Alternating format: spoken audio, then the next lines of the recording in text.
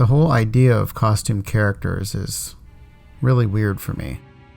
Something about them just doesn't really sit right. Strange men and women inside of some fake joyful outfit with unknown intentions, getting up close and personal with you. Well, I'll tell you something. One year I was desperate for money and I took a job as one of them. And you don't know the half of it.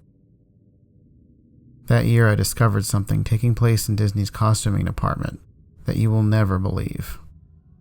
The first character I did was Chip from Chip and Dale, because I was relatively short. Getting to work for such a large company is interesting because you come in knowing so little. It seems like every week you learn new things about where things are located and how you can most efficiently do your job. The cool thing about being a performer, though, is that unlike most jobs in the park, you actually get to go around to different locations, and you have a bit more freedom, not to mention many more breaks. Anyways, the day this all started, I was scheduled for a shift in Magic Kingdom, and was getting ready in the break room inside of the utilidors. I was around a corner relaxing when I heard one of my coworkers say something really strange. It was this girl Elizabeth, a much more experienced performer than me, who generally had a quiet yet self-assured demeanor. She was what was known as a character captain, and basically was like a director for costumed characters. So that meant she had been doing this for many years. She was sitting in the corner talking to one of the higher-ups, an older male manager with a look of regret on his face. The weird thing was she had tears in her eyes, and just kept shaking her head, saying she wasn't ready. But the manager kept telling her it was her turn, and she'd been trained for this. There were a lot of really crappy jobs in the park, but I had never seen anyone crying before when they were told to do something. It kind of freaked me out, to be honest. The manager took her hand and said, "I'm sorry, but you volunteered for this," as if scolding a teenage daughter. The man put his hand out and, crying a bit more, she took it. Then they headed out the back door of the break room. The whole thing really triggered my curiosity, so I followed them through the back door and went down an unfamiliar hallway that I'd never been down before. I saw this secure access door closing up ahead and figured they'd gone in there. Before even really thinking about it, I stopped the door with the bottom of my shoe and stood there for a moment. I was a little worried about what I was getting myself into, but at the same time I just kept thinking about her crying. They must have been forcing her to do something really bad. And what if somehow I ended up having to do something like that? So I peeked through the door and saw that it led to a large dimly lit area with multiple rows of old costumes hanging from them. I quickly snuck in and hid behind a large coat on one of the racks. I started hearing sounds coming from the other end of the room, along with whispering. I peeked out and saw Elizabeth and our manager standing at the end of one of the rows. He had a hand on one of her shoulders and seemed like he was trying to calm her down. I distinctly remember hearing him say, "They won't know you're afraid unless you show them." They then stepped towards a row of steel doors, and the manager typed a code into a keypad on the wall. One of the doors then slowly began to lift, and out of it came the sound of a strange, delighted growl. Elizabeth cautiously stepped forward. In a clearly trained, soft voice, she began to speak in this strange language. It almost sounded like Pig Latin, but a little different. Irye ongle viche, something like that. Then the creature from inside the cell again let out this weird growl and pounded on the metal inside. Elizabeth turned and looked at the manager, clearly a little confused as to how to proceed. He opened his eyes wide and whispered, "This one hasn't been out in some time." Elizabeth looked back in the cell and mustered up all the courage she had. "Viche!" she yelled into the shadows. Slowly these arms began to creep towards her.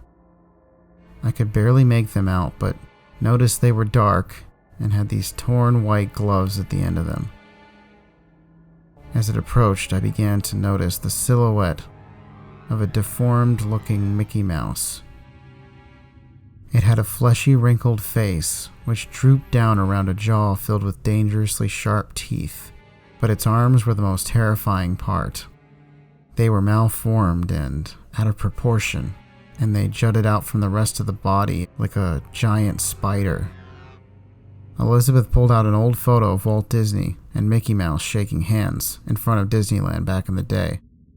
The creature stopped for a moment and focused intently on it, beginning to shake violently. Its limbs and body trembled as it mutated into a more accurate Mickey Mouse. I looked over at one of the Mickey Mouse heads on the rack beside me and couldn't tell the difference.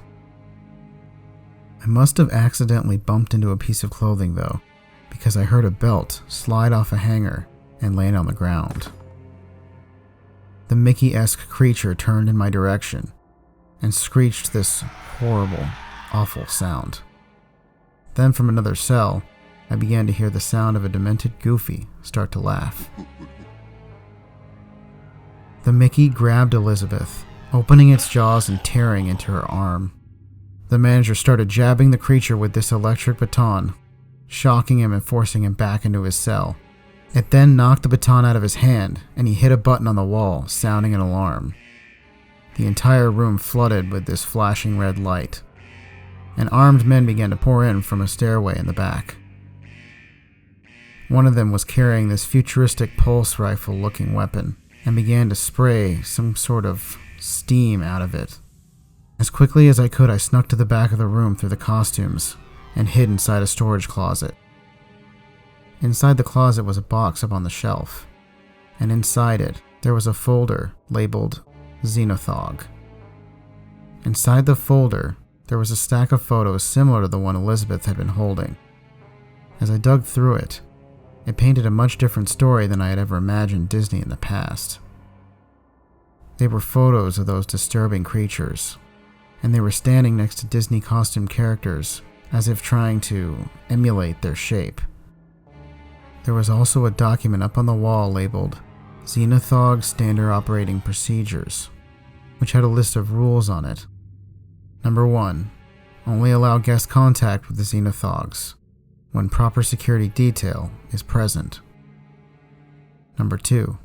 If the Xenothogs make any impulsive action towards a guest or cast member, immediately relocate to an offstage location and contact emergency containment unit. Number 3. When a Xenothog selects its prey, gather tracking details and disperse a collection team. Number 4. The Xenothogs require sustenance no less than once every 6 months, and if there is any reason this requirement cannot be met, please submit an emergency notification to Park Operations via your direct supervisor. As soon as I read that last rule, I heard a loud bang, and the sounds of another creature, screaming, beginning to echo through the room.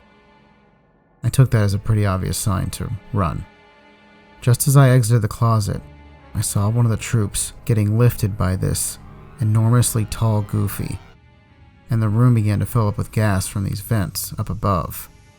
I immediately opened the door and ran out. I tried telling several people, but they just looked at me like I was crazy. I never showed up again for a shift there and have not set foot on Disney property ever again. I have to assume, since I didn't hear anything about it on the news, that they somehow contained the disaster.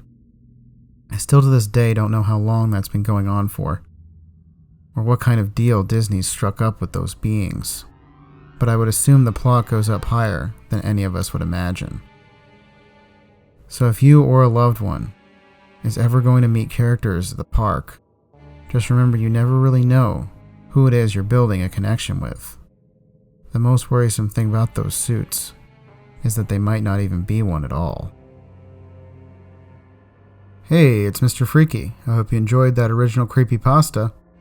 And if you did, go ahead and like the video, as well as subscribe to my channel if you haven't done that yet. Also, if you have an idea for the next video, leave it in the comments. Have a horrific evening, and remember to stay spooky, my friends.